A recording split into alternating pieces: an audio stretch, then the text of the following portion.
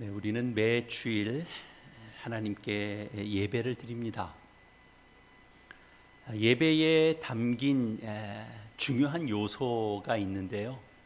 5가지 정도 말씀드릴 수 있겠습니다. 우리가 성도로서 하나님께 드리는 것이 3가지이고요. 그리고 하나님으로부터 받는 것이 2가지라고 말할 수 있습니다. 하나님께 드리는 것은 기도가 있고, 그리고 찬양이 있고, 그리고 예물이 있습니다. 헌금이 있습니다. 그리고 하나님으로부터 받는 것은 말씀이고, 그리고 축도입니다.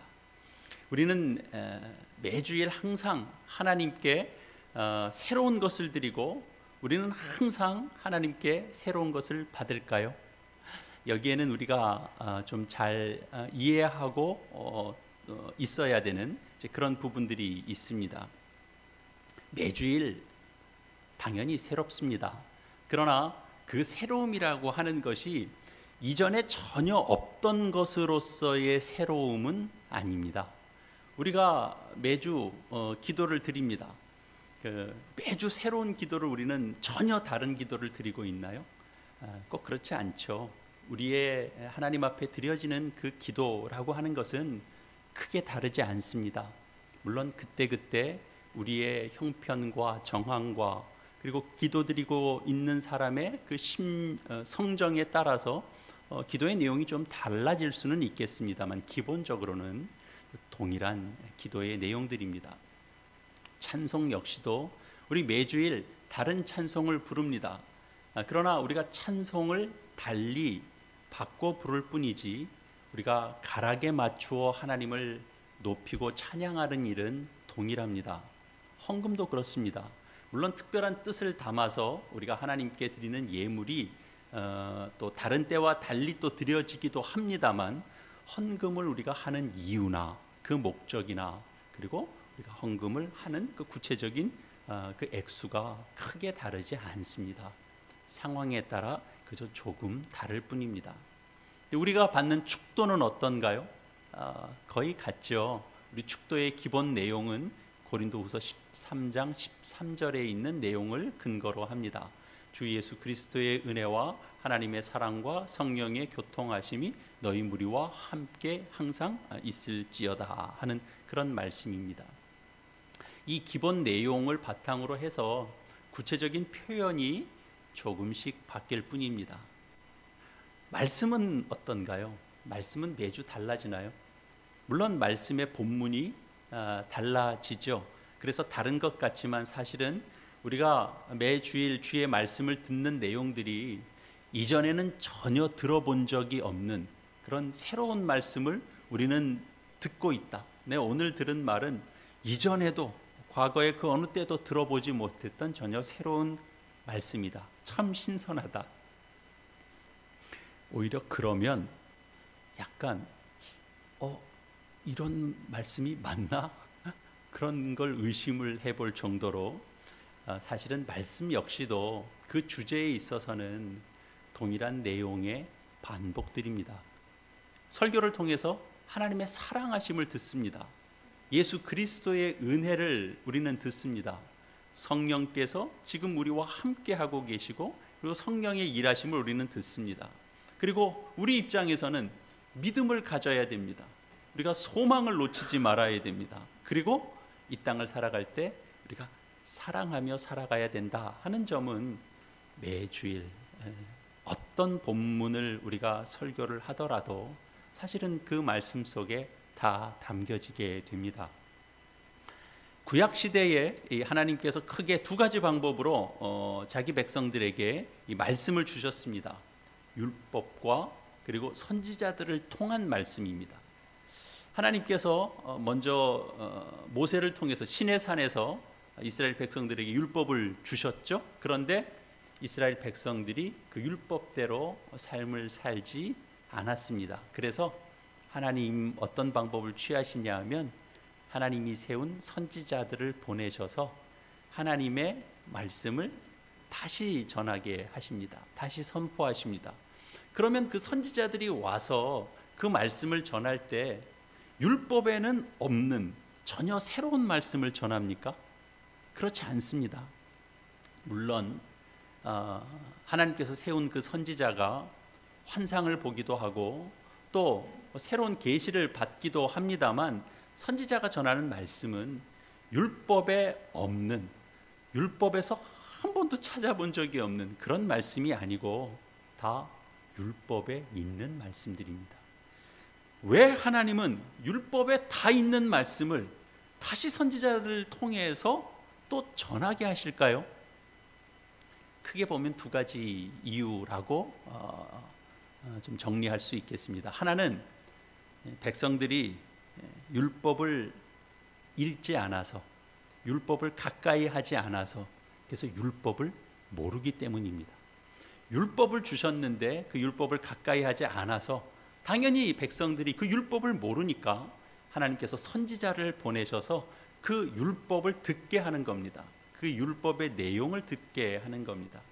하나님께서 이스라엘 백성들에게 그 율법을 가까이 하라고 말씀하셨습니다.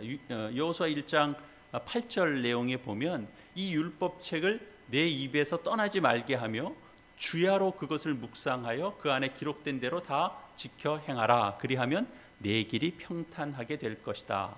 내가 형통하리라. 그렇게 말씀하셨습니다.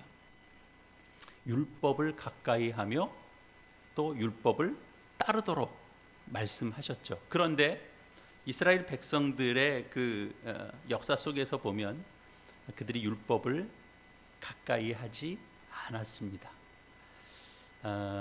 요시야 왕 때 성전에서 율법책을 발견하게 됩니다. 요시야 왕은 그 율법책을 읽는 것을 그가 다 들은 다음에 그동안 나라가 율법을 제대로 지키지 못했구나라는 점을 깨닫고 그가 옷을 찢으며 회개합니다.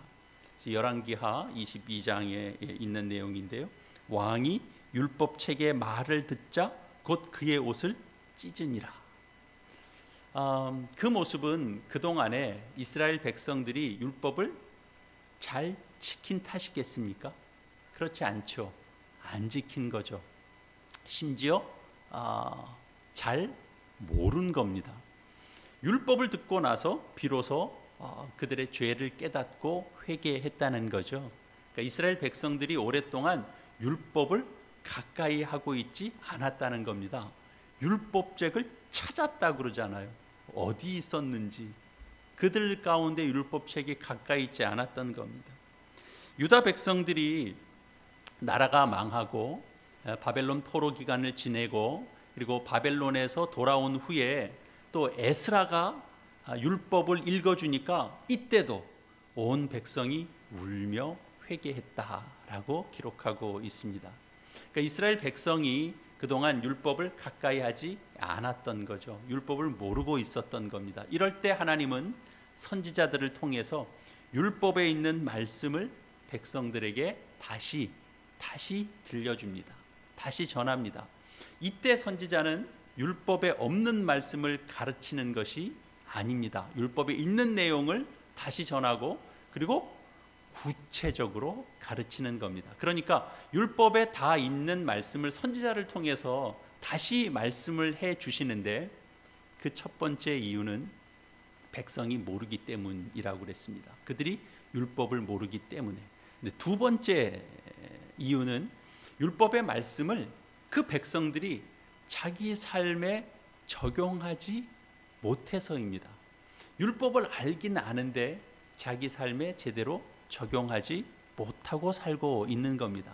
사실 백성 중에 율법을 아는 그런 백성들도 많이 있었습니다. 특히 이스라엘 그들 속에 제사장이 없던 때가 없습니다. 제사장이 있고 종교 지도자들이 다 있었습니다. 그들이 율법을 압니다.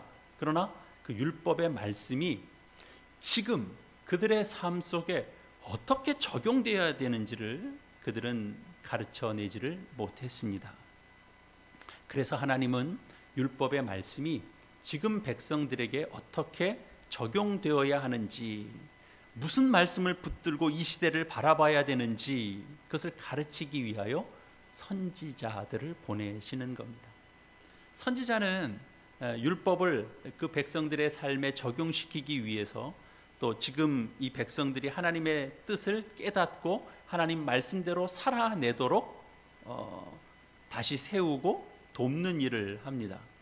여러분, 그 율법 있는 그대로 전해줘도요, 우리가 그 율법의 말씀을 제대로 적용하지 못하면 이스라엘도 그랬고 오늘날 우리도 그렇고 하나님의 뜻과 전혀 다른 말씀으로 듣게도 되고 다른 말씀으로 알고 그 말씀을 또 따르게도 됩니다.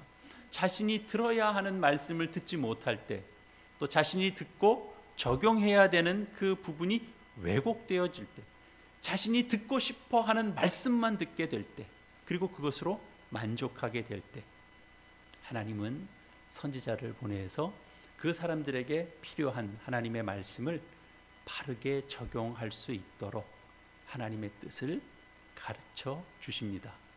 이때 선지자는 율법에 없는 말 전하는 게 아닙니다. 율법에 있는 말씀, 아는 말씀을 전합니다. 그런데 적용을 바르게 하는 거죠. 전혀 모르는 말씀을 전할 때도 있고 아는데 그 말씀을 너희는 이렇게 알고 따르고 있었다. 아니다. 이 말씀은 본래 하나님이 이런 뜻으로 전한 것이다. 교정하기도 하죠. 설교도 마찬가지입니다. 설교도 성경에 있는 말씀 전합니다. 여러분들이 아는 말씀드립니다. 물론 성경을 잘 모르는 사람에게는 설교를 통하여 처음 듣는 사건과 그 사건의 의미들을 듣게 되겠죠. 이것은 뭐 앞서서 율법을 모르는 사람에게 율법이 전해지는 것과 같습니다. 그런데 성경을 평소에 좀 가까이 하고 또 그리고 말씀 자주 시간 내서 듣고 또 설교 말씀 듣고 그러는 사람에게 있어서는 설교를 통하여 전혀 알지 못했던, 전혀 모르던 내용을 듣는 것이 아닙니다. 아는 말씀 듣습니다. 성경을 모르는 사람에게는 몰랐던 것을 듣게 되지만 성경을 아는 사람에게는 아는 내용을 듣는 거죠. 심지어 성경을 통해서 하나님의 말씀을 좀 바르게 적용하는 삶을 살고 있는 사람에게 있어서는 정말 아는 말씀 듣는 겁니다. 원래 그 말씀 알고 있었고 또 그 말씀대로 또 살아내려고 또 애쓰고 있는 겁니다. 그 말씀 정말 아는 말씀이죠. 그런데 왜 하나님은 또 매 주일이면 예배를 통하여 하나님의 말씀을 읽게도 하고 듣게도 하는 것일까 하는 겁니다.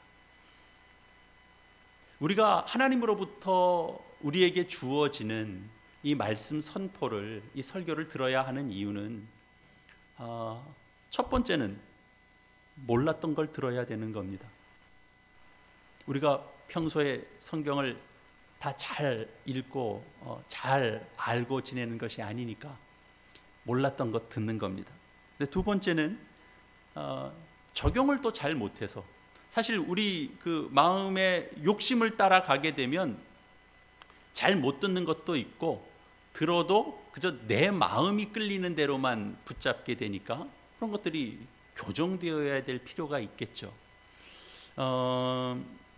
근데 이제 제가 지금 말씀드리려고 하는 것은 다른 한 가지, 이제 세 번째 이유가 있는데요. 이것이 참 중요합니다.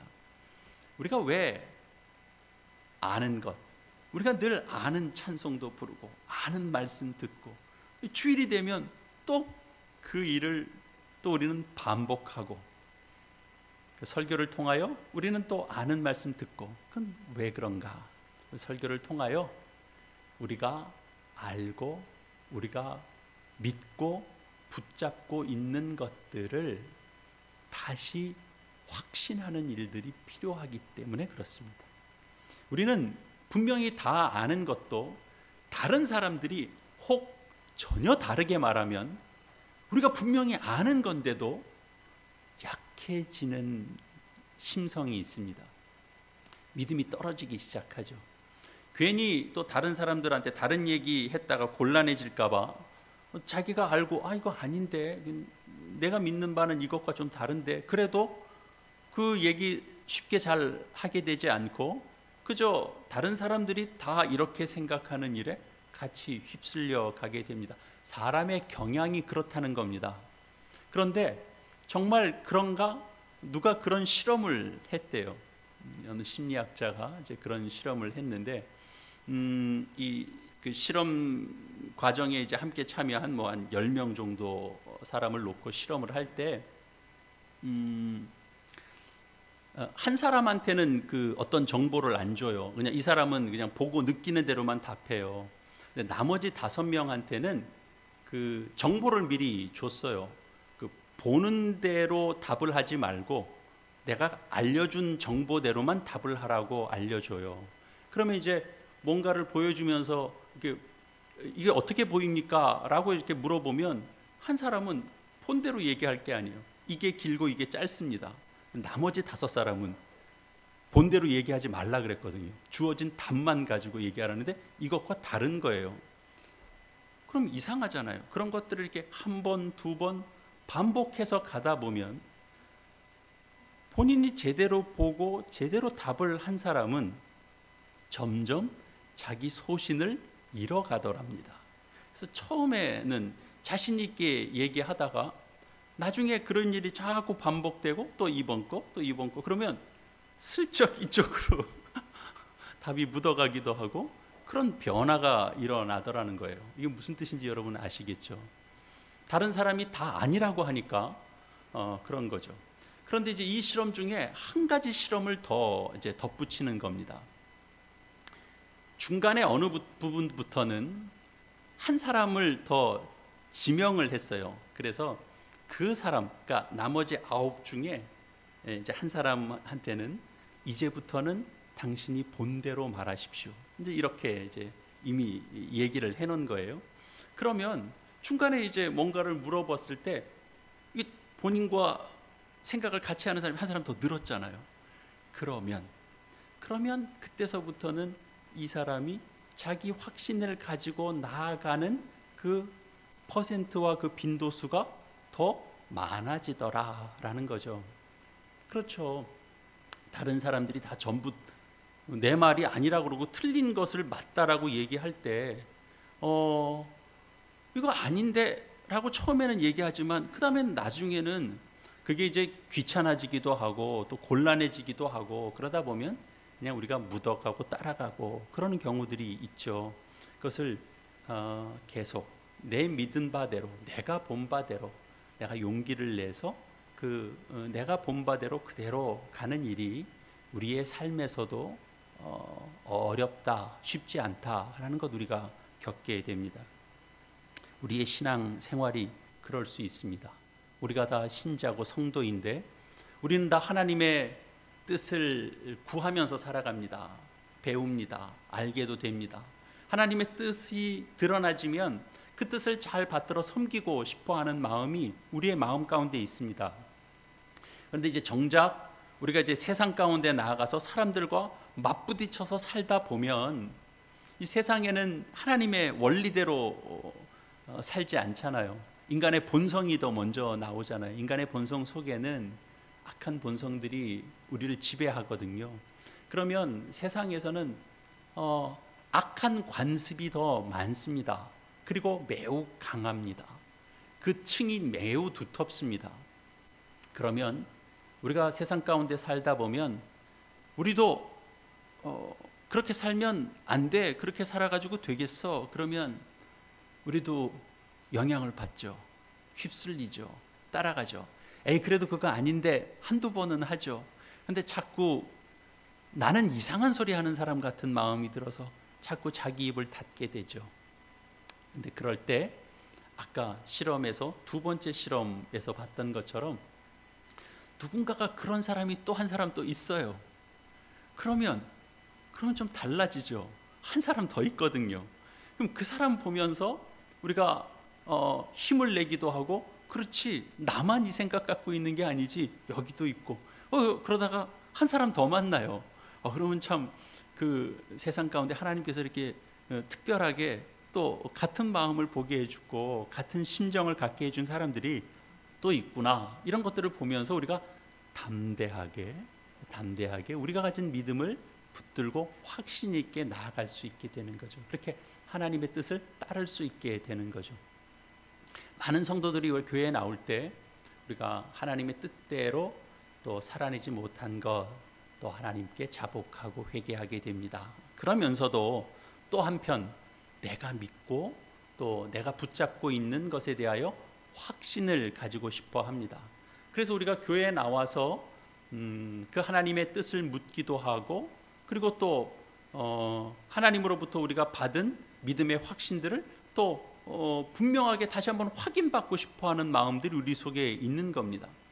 그리고 교회에 나와서 우리 성도님들을 볼 때 이렇게 같은 생각들을 가지고 또 한 주간 삶을 살아냈다가 또 함께 모여서 또 우리의 연약한 부분들이 있지만 다시금 우리의 믿음의 확신을 위해서 함께 예배드리고 나아가고 있는 사람들을 보면서 또 힘을 얻게 되는 겁니다. 그러면 우리가 또 용기를 낼 수 있게 되고 또 담대해질 수 있게 되고 또 확신을 가질 수 있게 됩니다. 그래서 성도들은 매주일 하나님께 예배드리고 또 선포되는 말씀을 통해서 그렇다, 내가 알고 내가 믿고 붙잡고 있는 것들이 이것이 정말 맞다, 진리다 확신할 수 있고, 또 그래서 그 말씀 속에서 내가 확신을 붙잡기도 하고, 또 성도들을 보면서 이분의 삶을 통해서 또 이분이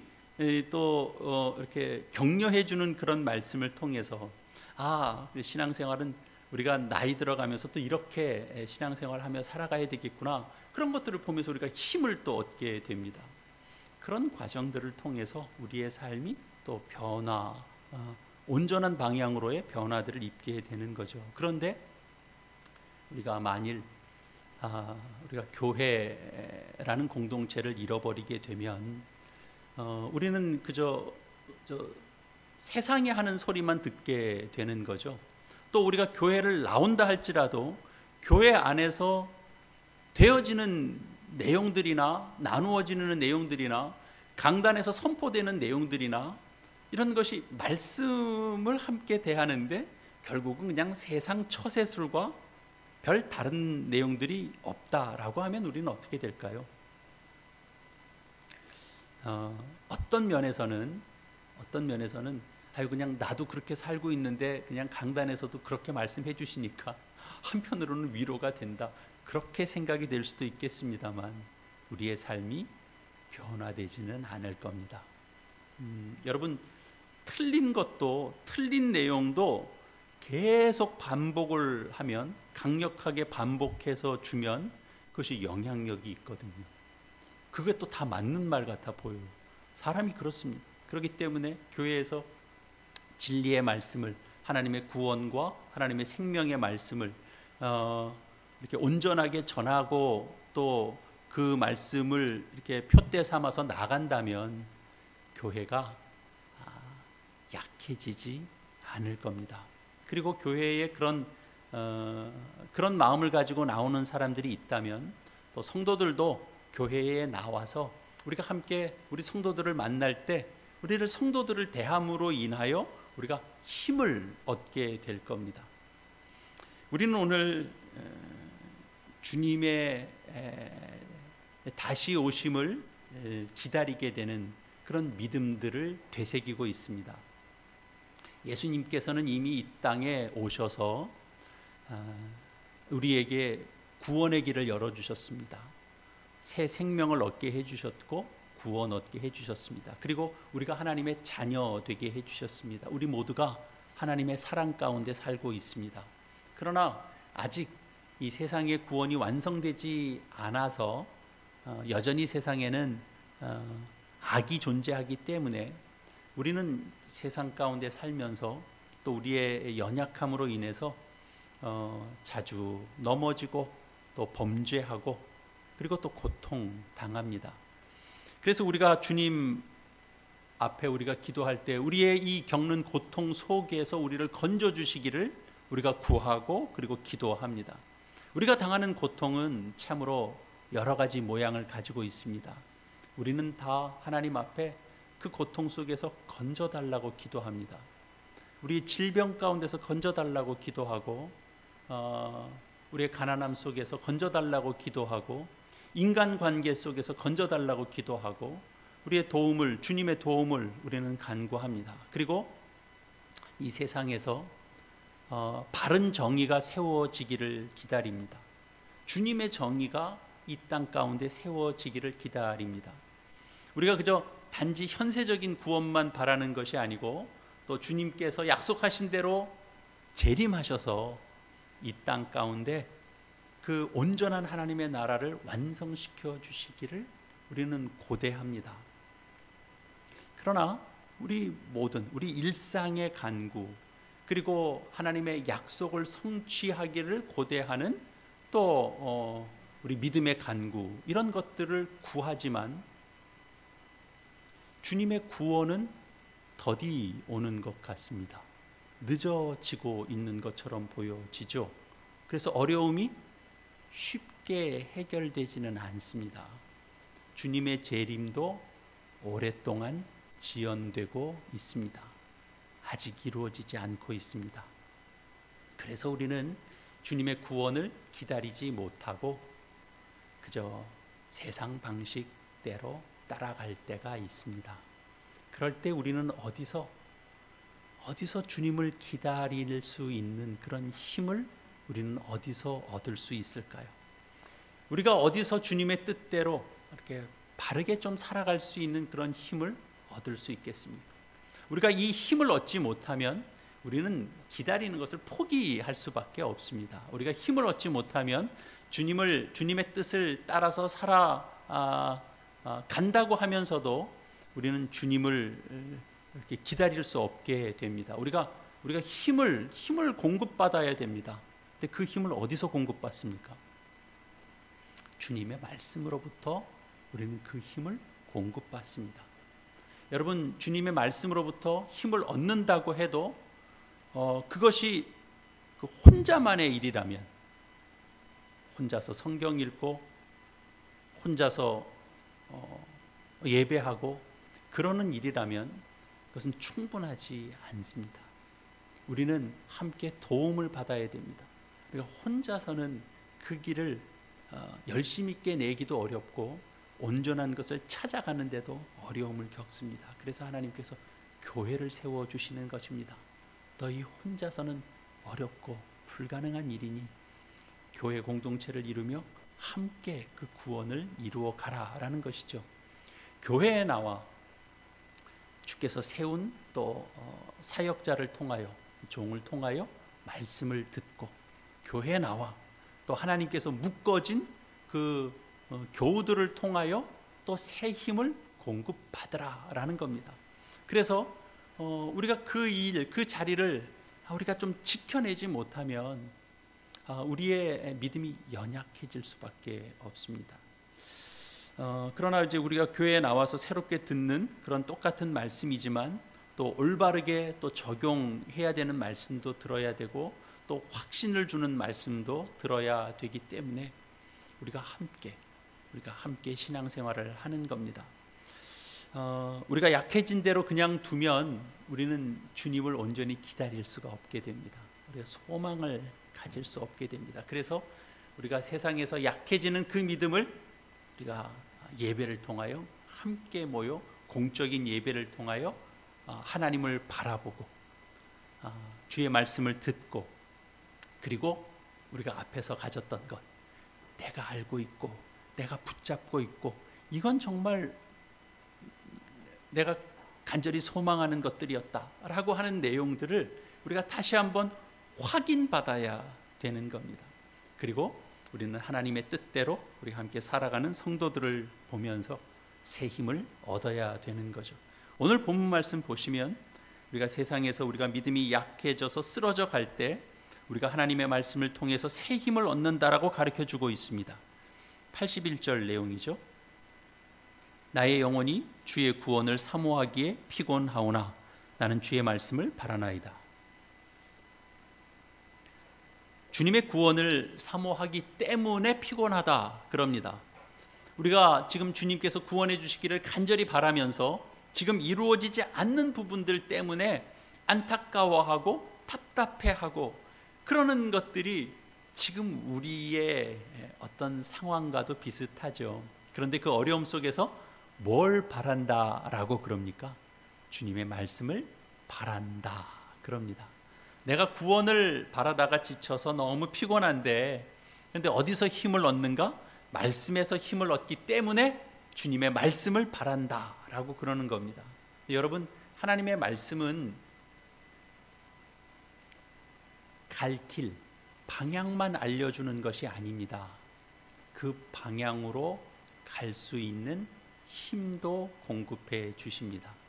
여러분, 우리가 아무리 방향을 알고 또 뭔가 기다리는 방법을 또 안다고 할지라도 우리가 정작 기다릴 그 힘이 없으면 사실은 아무것도 하지 못합니다. 그저 방향만 알고 방법은 아는데, 그런데 못하고 안 되고 그러는 거죠. 우리가 사랑하고 또 의로움을 추구하는 삶을 살면서 주님 오실 날을 기다리라 그래도 당연히 그 방법 알죠. 사랑하면서 살아야 되죠. 그리고 주의 오실 날을 고대하면서 살아야 되지만 그 기다릴 힘이 없으면 그 삶을 우리가 살아내지 못합니다. 그죠? 포기하고 말씀은 말씀대로 있는 거고 그냥 삶은 흘러가는 대로 사는 거고 그렇게 되죠.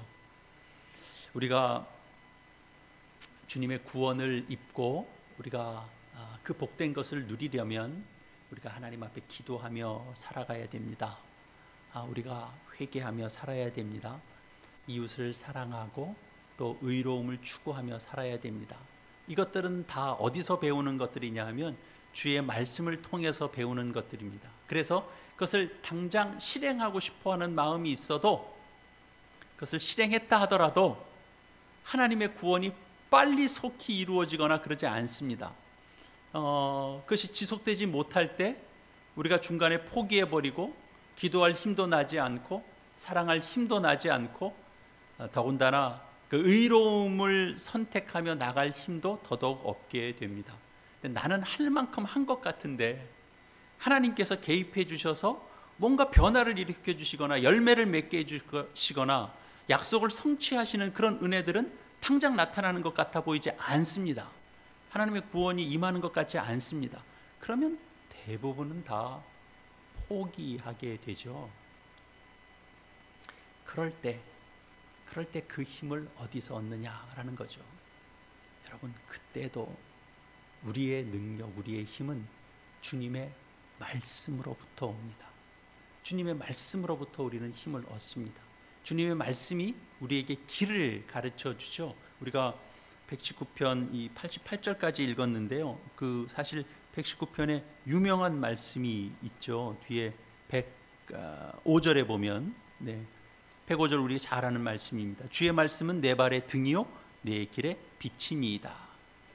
방향을 가르쳐 준다는 겁니다. 근데 아까도 말씀드렸습니다만 하나님의 말씀이 방향만 알려주나요? 그렇지 않습니다. 주님의 말씀은 우리에게 힘을 공급해 줍니다. 구원을 사모하다가 우리가 지쳐나가 떨어질 때 주의 말씀을 통하여 우리가 다시 힘을 얻습니다. 어떻게 해주시는가?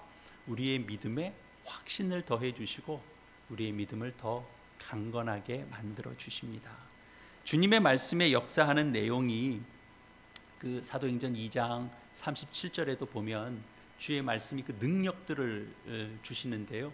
거기에 이런 말씀이 있어요. 사도행전 2장 37절에 그들이 이 말을 듣고 마음에 찔려 베드로와 다른 사도들에게 물어 이르되 형제들아 우리가 어찌할꼬 하거늘. 그러니까 이 말 뭐냐면 베드로가 전한 말씀, 그 설교 말씀을 듣고 그 백성들이 회개할 힘을 얻은 겁니다. 여러분, 그것도 하나님 앞에 나와서 내가 자복하고 통회하는 은혜들도 입어야 되는 거지 내가 의지를 가지고 된다고 되는 일이 아닙니다. 그들이 하나님 앞에 나와 회개하잖아요. 그리고 그 말씀 속에서 소망을 가지고 그리고 힘을 가지고 또 기도하며 나아가잖아요. 사무엘 7장 23절, 29절에 보면 이런 말씀도 있는데요. 제가 읽어드리겠습니다. 이제 청하건대 종의 집에 복을 주사 주 앞에 영원히 있게 하옵소서. 주 여호와께서 말씀하셨사오니 주의 종의 집이 영원히 복을 받게 하옵소서 하니라. 이게 다윗의 기도입니다. 다윗이 하나님께서 다윗의 그 가문에 복을 주시겠다라고 약속하니까 여러분 그 말씀에 힘을 얻어서 그가 축복을 간구하는 겁니다.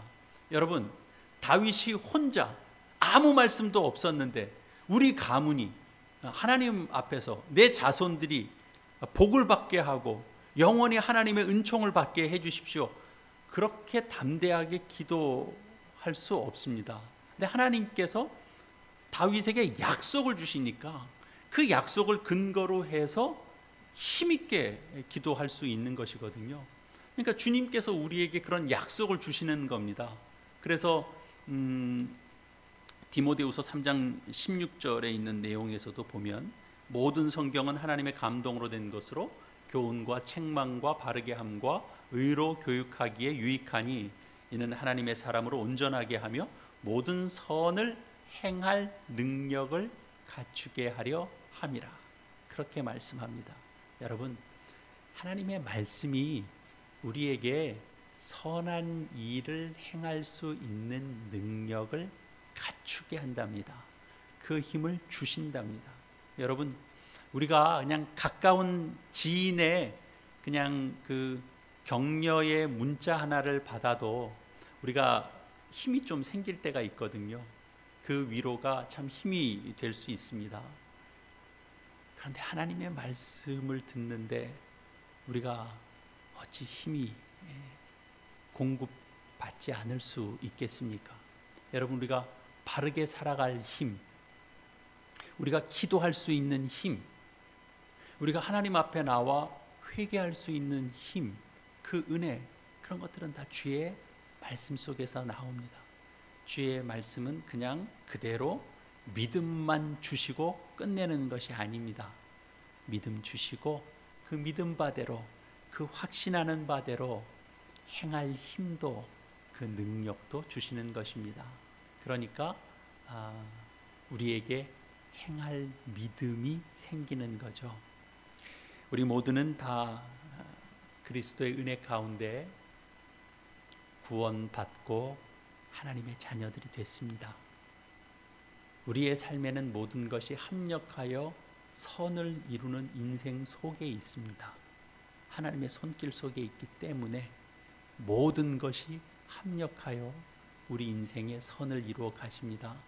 우리는 어떤 어려움 속에서도 하나님의 선한 뜻이 이루어진다라는 소망을 가지고 그 믿음으로 주께서 다시 오심을 기다려야 됩니다.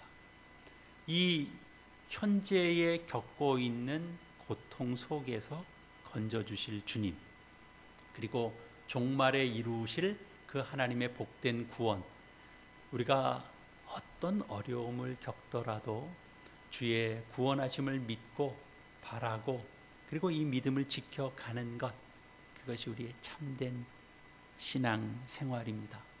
우리가 나눈 말씀들, 우리가 가지고 있는 믿음들, 그런 것들을 우리가 함께 나눌 때 그 믿음이 어떻게 나타나느냐 하면 예배와 기도와 사랑과 또 정의의 삶으로 우리가 나타나지게 됩니다. 그러니까 우리가 그렇게 살면서 우리가 기다리며 살아야 되는 거죠. 그런데 우리가 이렇게 구원의 확신 속에서 우리가 기도와 또 행함 있는 그런 산 믿음으로 참 기다리면서 살면 참 좋은데 우리가 뜻대로 우리가 세상 가운데 나가면 그런 일들이 자꾸 부딪히고 잘 안 되고 꺾이고 그리고 하나님의 응답은 늦어지는 것 같고 그렇기 때문에 우리가 자주 넘어지죠. 하나님의 말씀으로 돌아와야 됩니다. 하나님의 말씀을 주목해야 됩니다. 하나님의 말씀을 들어야 됩니다. 마음에 새겨야 됩니다. 예배를 통해서 하나님의 말씀 듣고 다시 주께서 우리에게 확신 주시는 것들을 붙들고 주의 오심을 다시 기다리고 소망하며 우리에게 허락하시는 그 은혜들을 우리 안에서 일어나는 새 힘을 공급해 주시는 그 은혜로 우리가 다 새로워져야 되는 것입니다. 우리의 이런 믿음을 가지고 우리가 성도들을 바라보고 또 정말 하나님께서 우리 안에 새롭게 하시는 은혜들을 우리가 함께 나누고 사랑하고 정의를 실천하는 삶으로 우리가 함께 나아가야 되는 것이죠. 그래서 그 삶에 하나님께서 이루어 주시는 그 축복, 그 믿음의 확신을 더 굳게 붙잡고 정말 그 모든 것들이 합력하여 일하시는 그 하나님을 우리의 삶 가운데 증언하고, 그래서 그것들로 새 힘을 얻어서 더 주의 뜻을 이루어 가시는, 끝까지 구원의 완성을 향하여 나아가시는 저 여러분 다 되시기를 이 말씀으로 축원합니다.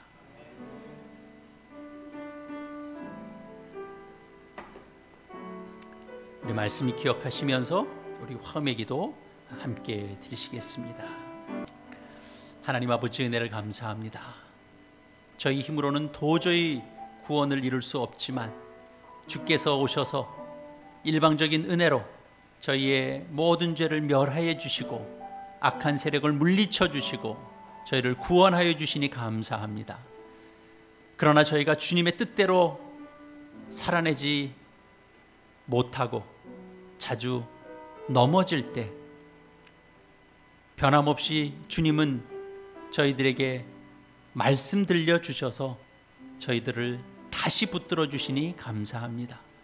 저희가 반복해서 세상 가운데 살면서 그 믿음이 약해질 때 교회를 통하여 또 예배를 통하여 말씀 선포를 통하여 믿음의 확신을 얻게 해주시고 믿음을 지켜가는 성도들을 바라보며 새 힘을 얻게 해주시니 감사합니다. 사랑의 하나님, 저희들에게 베풀어 주시는 이 귀한 은혜를 저희가 힘입어서 예배와 말씀을 통하여 그 믿음의 확신 얻게 해주시고 함께 신앙생활해가는 그 동력자들을 통하여 믿음의 용기 얻게 해주시고 우리가 살아있는 믿음으로 주님의 구원을 기다리며 소망하는 그런 주님의 뜻대로 살아가는 인생 되게 하여 주시옵소서. 지쳐 있을 때 위로해 주시고 소망을 잃어버렸을 때 참된 소망을 다시금 붙잡게 해주시고 우리의 떨구어진 고개를 들게 해주시는 그 하나님을 바라보며 나아가는 우리의 복된 신앙 인생 되도록 하나님 함께하여 주시옵소서. 예수님의 이름으로 기도합니다. 아멘.